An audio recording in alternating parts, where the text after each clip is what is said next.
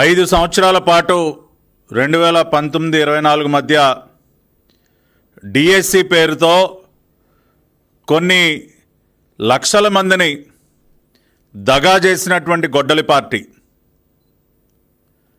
ఇదిగో ఇస్తాం ప్రభుత్వ ఉద్యోగాలు, అదిగో ఇస్తాం ప్రభుత్వ ఉద్యోగాలు అని చెప్పి ప్రతి సంవత్సరం కూడా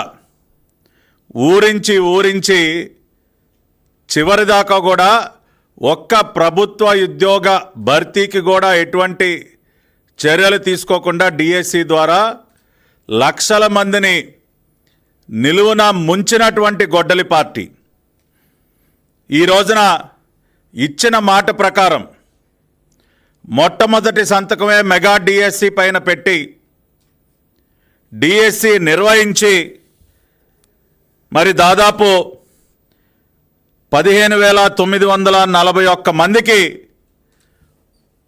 ఉద్యోగాలు అందించి వారి జీవితాల్లో వెలుగులు నింపినటువంటి ఎన్డీఏ కూటమి ప్రభుత్వం పైన, అదేవిధంగా గౌరవ మంత్రివర్యులు లోకేష్ గారి పైన వీరు చేస్తున్నటువంటి నిరాధారమైనటువంటి ఆరోపణలు, నిందలు ఏవైతే ఉన్నాయో ఈ రోజున హైకోర్టు సాక్షిగా రాష్ట్ర సర్వోన్నత న్యాయస్థానం అయినటువంటి గౌరవ హైకోర్టు సాక్షిగా మళ్ళీ ఒకసారి బట్టబయలైనటువంటి పరిస్థితి. కేవలం కడుపు మంట, నేను ఇన్ని లక్షల మందిని దగా చేస్తే వీళ్ళు న్యాయం చేస్తారా, నేను యువతకి ఉద్యోగాలు ఇవ్వకుండా వారిని రోడ్డున పడేస్తే వారి ఇళ్లల్లో వెలుగులు నింపుతారా,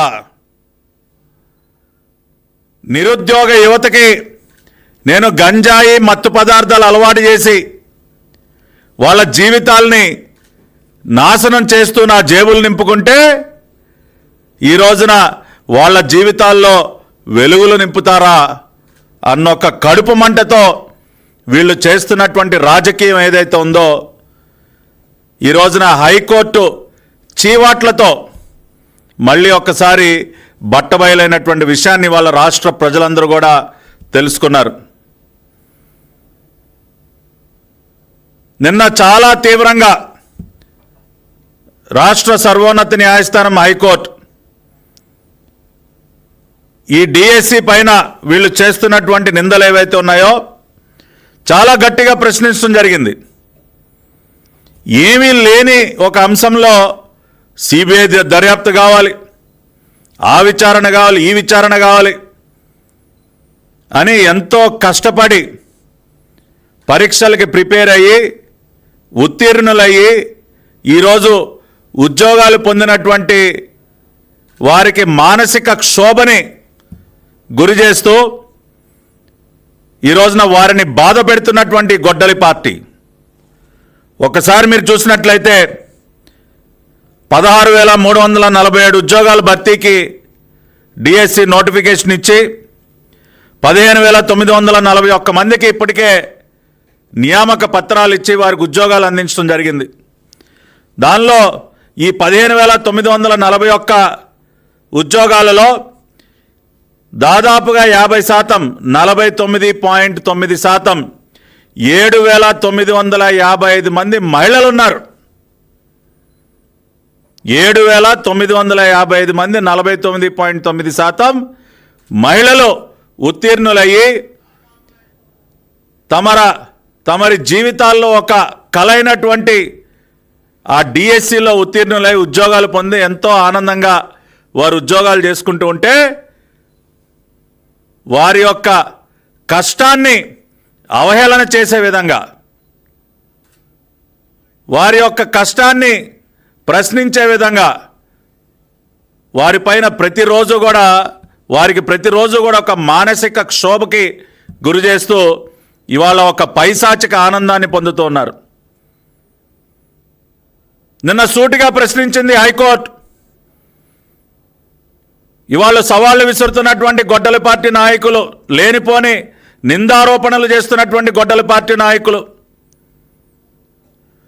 లోకేష్ గారి సవాల్ని స్వీకరించలేనటువంటి దద్దమ్మలైనటువంటి గొడ్డలి పార్టీ నాయకులు ఇన్క్లూడింగ్ గొడ్డలి పార్టీ అధ్యక్షుడు మై డియర్ జగన్ రెడ్డి, లోకేష్ గారి సవాల్ స్వీకరించలేనటువంటి నువ్వు, ధైర్యం చేయలేనటువంటి నువ్వు ఇవాళ కోర్టుల్లో పిటిషన్లు వేయించి ఏదో ఒక రకంగా నీ కడుపు మంటను చల్లార్చుకునేటటువంటి ప్రయత్నం చేస్తున్నటువంటి నీకు ఒక చెంపపెట్టు లాంటి పరిస్థితి నిన్న హైకోర్టు ఏమని అడిగింది? నిజంగా నకిలీ సర్టిఫికెట్లతో ఉద్యోగాలు పొందారని చెప్పి మీరు ఆరోపణ చేస్తున్నారు. ఆధారాలు ఏవి అని అడిగారు. మన దగ్గర లేవు. ఒక్క ఆధారం కూడా న్యాయస్థానానికి చూపించలేనటువంటి పరిస్థితి. నిజంగా నకిలీ సర్టిఫికెట్లతో ఉద్యోగాలు పొందితే దానికి సంబంధించినటువంటి ఆధారాలు ప్రొడ్యూస్ చేయాలి, వారిని రెస్పాండెంట్స్గా చేయాలి, ప్రతివాదులుగా చేర్చాలి. కానీ ఒక్కరి విషయంగా కూడా మీరు చేస్తున్నటువంటి ఆరోపణలకు సంబంధించి ఒక్క ఆధారం కూడా మీరు న్యాయస్థానంలో ఎందుకు పొందుపరచలేకపోయారు? నిన్న గౌరవ న్యాయస్థానం ప్రశ్నించింది, నకిలీ సర్టిఫికెట్లతో ఉద్యోగాలు పొందారు, లంచాలు ఇచ్చి నకిలీ సర్టిఫికెట్లతో ఉద్యోగాలు ఇచ్చారు సార్ అని కోర్టులో మీరు ఏదైతే కోర్టును నమ్మించేటటువంటి ప్రయత్నం చేశారో దానికి సంబంధించినటువంటి ఆధారాలు ఏవి అని అడిగింది. మన దగ్గర ఒక్క ఆధారం లేదు. అదేవిధంగా బాధితులే ముందుకు రానప్పుడు ప్రజాహితానికి అర్థం లేదు. ఇవాళ సూటి ప్రశ్నలు ఇవన్నీ కూడా గౌరవ హైకోర్టు మిమ్మల్ని అడిగినటువంటి సూటి ప్రశ్నలు. మరి వేటికి కూడా సమాధానాలు చెప్పలేక కోర్టులో తలదించుకోవాల్సినటువంటి పరిస్థితి దేనికి వచ్చింది? ఇవాళ గౌరవ న్యాయస్థానం చాలా విషయాల్లో నిన్న స్పందించింది. అభ్యర్థుల్ని భయపెడుతున్నారంట. నిజంగా అభ్యర్థుల్ని భయపెట్టే పరిస్థితే ఉంటే ఒకటి కాదు, రెండు కాదు, 5-6 సార్లు సీనియర్ ఉన్నతాధికారులు, ఐఏఎస్ అధికారులు కోన శశిధర్ గారు కానీ, రావత్ గారు కానీ, అజయ్ జైన్ గారు కానీ, ఇటువంటి వారెందరో, శాప్ ఎండి గారు కానీ, ఇటువంటి వారెందరో ప్రెస్ మీట్లు పెట్టి క్లారిఫికేషన్స్ ఇచ్చి పాయింట్ టు పాయింట్ ఇంకా ఏమన్నా ఉంటే కూడా మీరు రండి క్లారిఫికేషన్స్ ఇస్తామని చెప్పి నిజంగా అభ్యర్థుల్ని భయపెట్టి నిర్బంధించే పరిస్థితే ఉంటే మీరు రండి మీ డౌట్స్ అన్నీ క్లారిఫై చేస్తామన్న పరిస్థితి ప్రభుత్వం వైపు నుంచి ఎందుకు ఉంటుంది? ఒక్కసారి మీరు ఈ ప్రక్రియ మొత్తం కూడా గమనించండి. పూర్తి పారదర్శకంగా అత్యంత ట్రాన్స్పరెంట్గా లోకేష్ గారి సారథ్యంలో మరి డిఎస్సి, మెగా డిఎస్సిని కండక్ట్ చేయడం జరిగింది. ఇచ్చిన మాట ప్రకారం జూన్ 12, 2024 గౌరవ ముఖ్యమంత్రిగా నారా చంద్రబాబు నాయుడు గారు ప్రమాణ స్వీకారం చేసిన తర్వాత మొట్టమొదటి సంతకం మెగా డిఎస్సి పైన పెట్టడమే కాకుండా 13/6/2024 GO number 27 mega DSC 2024 filling up of 16,347 teacher post in school education GO number 27 విడుదల చేయడం జరిగింది.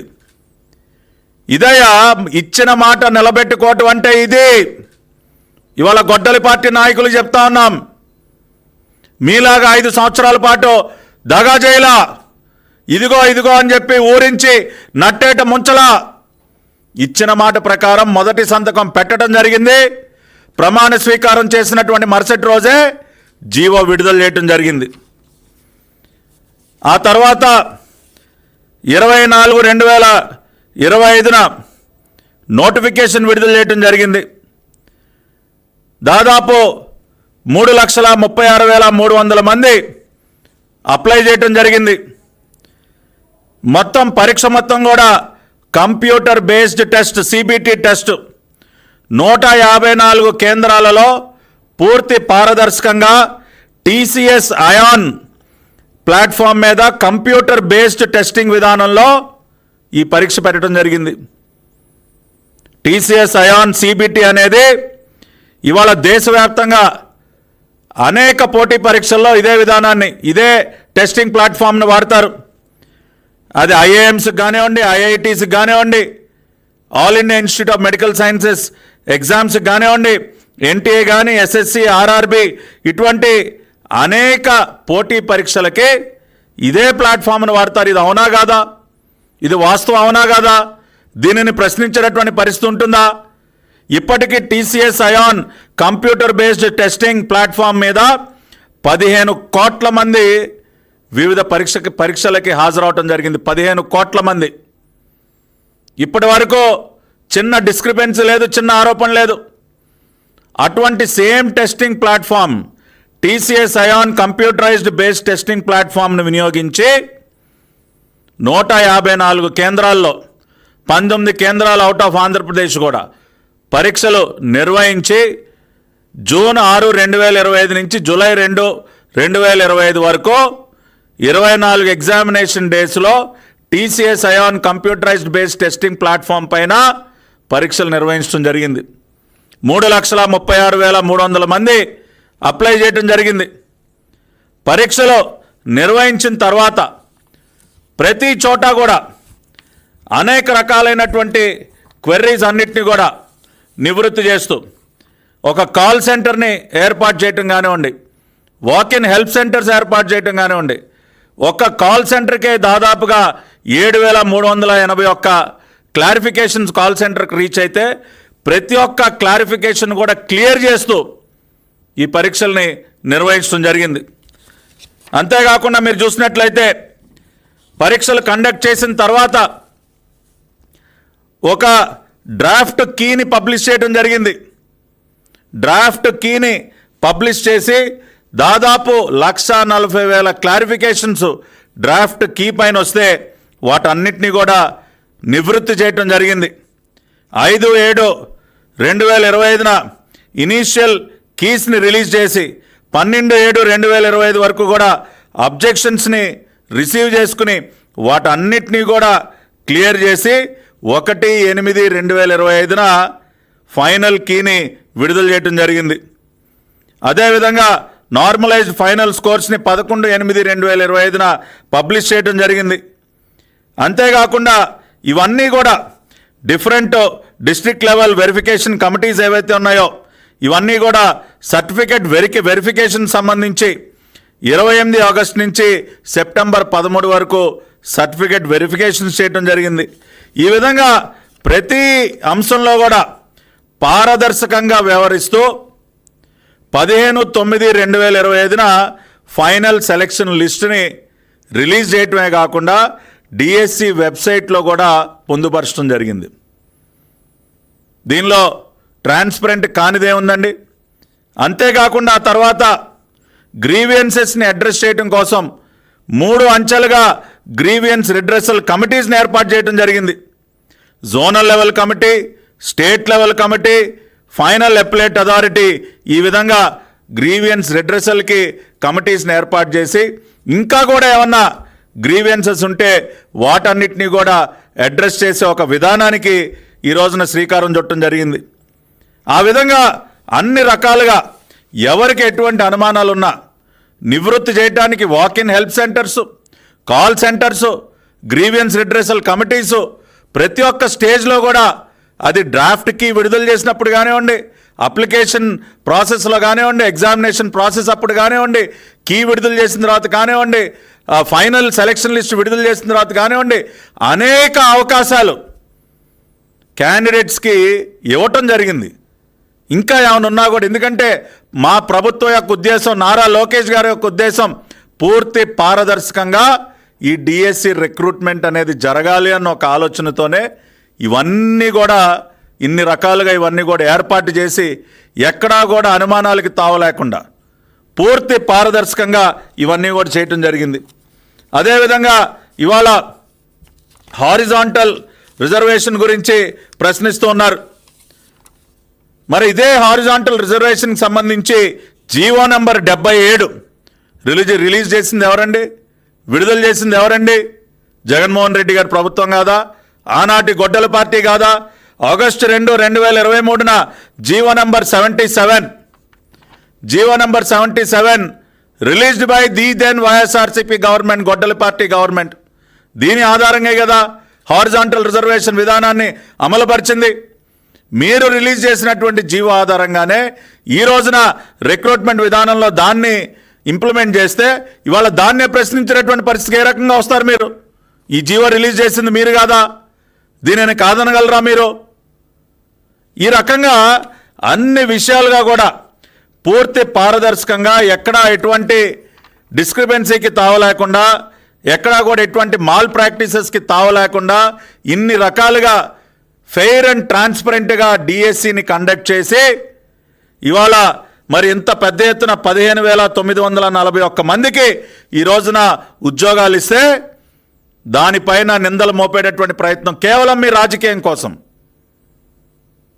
మీరు చేయలేనటువంటి పని మేము చేస్తున్నాం అన్నటువంటి ఒక కడుపు మంటతో చేస్తున్నటువంటి ఈ ప్రయత్నానికి ఇవాళ గౌరవ హైకోర్టు కూడా చివాట్లు పెట్టినటువంటి పరిస్థితి. ఇవాళ నిన్నటి నుంచి కూంకేయమనట్లా, కిక్కురుమనట్లా ఇవాళ రాష్ట్ర వ్యాప్తంగా ఏదో రౌండ్ టేబుల్ సమావేశాలంట, ఆందోళనలంట, వినతి పత్రాలంట, ఇవన్నీ దేనికోసం అయ్యాయి డ్రామా మొత్తం? ఇవాళ డైరెక్ట్గా నారా లోకేష్ గారు ఛాలెంజ్ చేస్తా ఉన్నారు, my dear Jagan, where are you my dear Jagan, రావయ్యా డిబేట్ చేద్దామని చెప్పి. దానికి స్పందించేటటువంటి దమ్ము లేదు.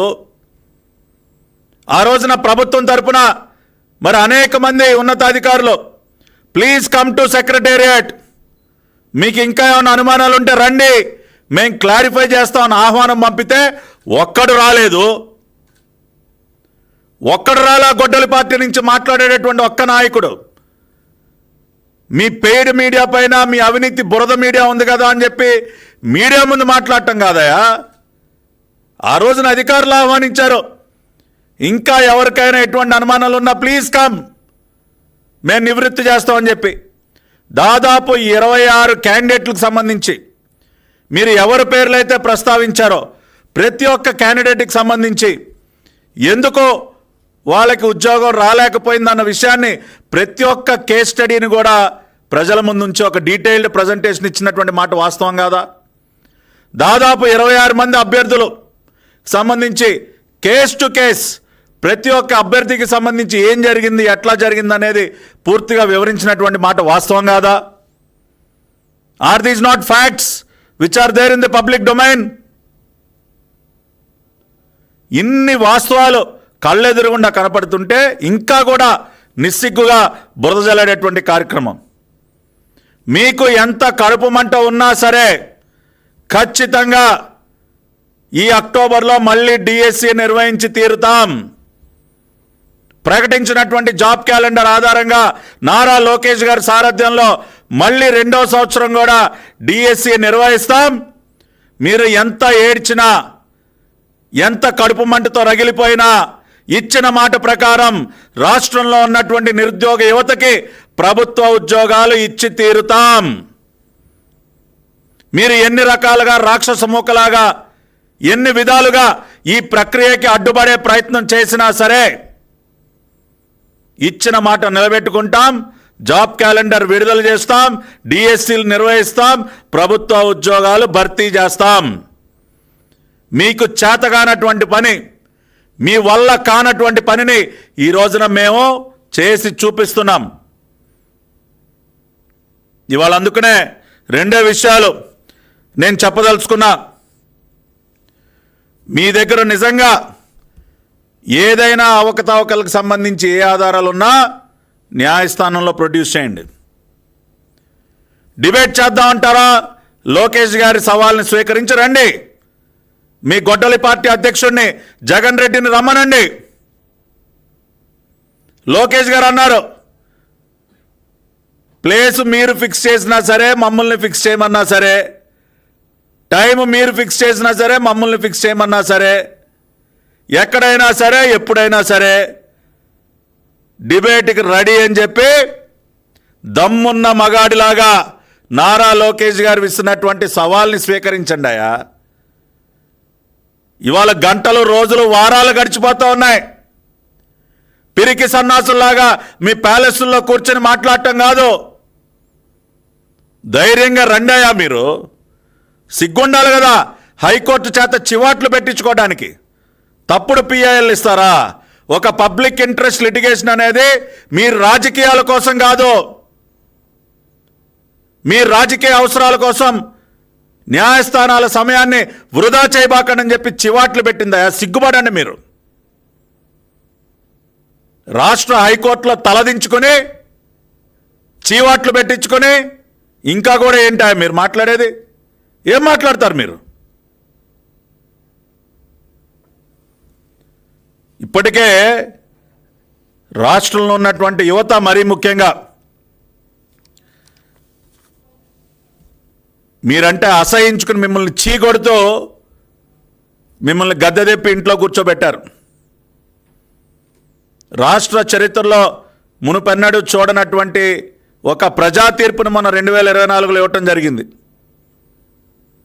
ఆ తీర్పు నుంచి గుణపాఠాలు నేర్చుకోకుండా ఇంకా కూడా యువత ఉద్యోగ జీవితాల్లో వెలుగుని నింపే ప్రయత్నం చేస్తున్నటువంటి ప్రభుత్వం పైన ఈ బురద జల్లే కార్యక్రమాన్ని మానుకోండి.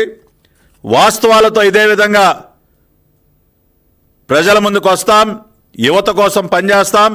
నారా లోకేష్ గారి సారథ్యంలో 20 లక్షల ఉద్యోగాలు కల్పన ఏదైతే ఉందో అది ప్రభుత్వ ఉద్యోగాల భర్తీ ద్వారా కానివ్వండి, పెట్టుబడులు తీసుకొచ్చి ప్రైవేట్ సెక్టర్లో కానివ్వండి, 20 లక్షల ఉద్యోగాల హామీని ఖచ్చితంగా నిలబెట్టుకుని రాష్ట్ర యువత భవిష్యత్తుకు ఒక బంగారు బాట వేసి తీరుతాం. మీరు ఎన్ని రకాలుగా అడ్డుకునే ప్రయత్నాలు చేసినా సరే వాటిని ఇదే రకంగా చెంప చెళ్ళుమనే విధంగా తిప్పికొడుతూ యువత కోసం పనిచేస్తూ ముందుకు వెళ్తామని చెప్పి తెలియజేస్తూ